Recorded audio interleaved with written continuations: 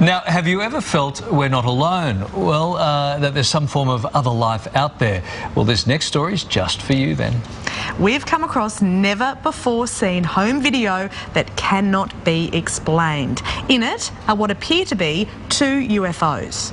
We sent our man Simon to investigate.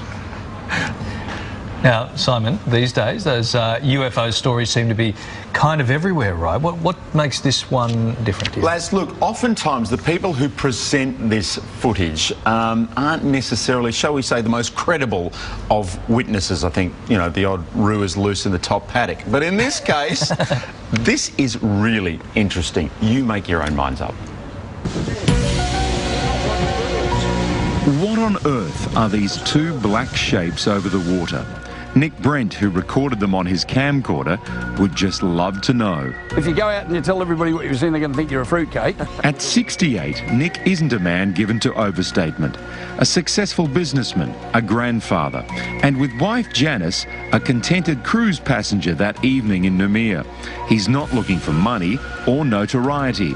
I'm guessing if you were in the States, you'd be potentially making an awful lot of money out of this on Oprah or something like that, but we're very glad that you spoke to us. Yeah, well, we're not in it for that, but I'm just really curious. I've got an open mind on the subject. There's a lovely and a very Australian moment in all of the excitement. There's 2 of them.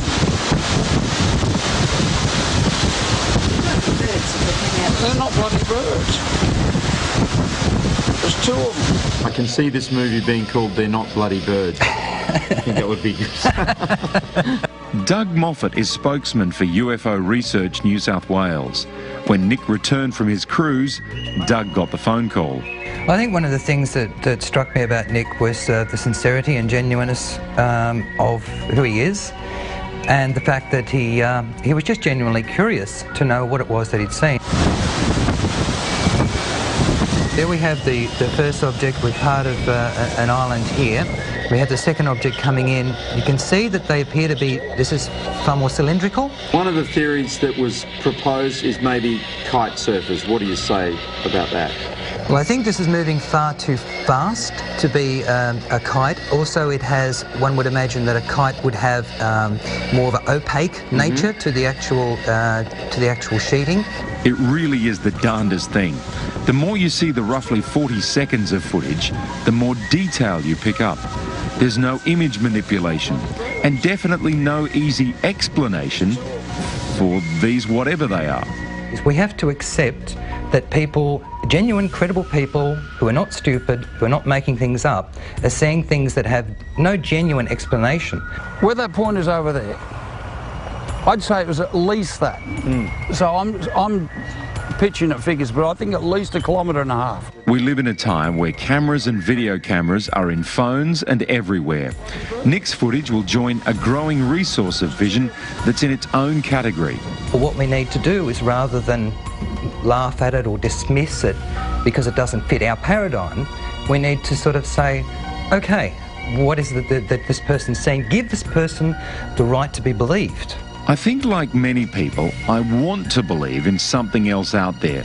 Do a YouTube search for UFOs and just see what happens. It's fascinating to contemplate the prospect of other life forms.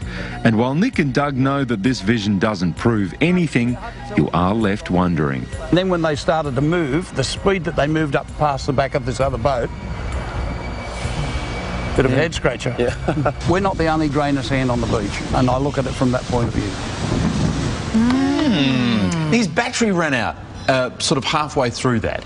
So he got this roughly 40 seconds of footage, kind of went down to have drinks later that evening, you know, with everyone scratching. And a couple of other people said they saw something, but they weren't sure what it was.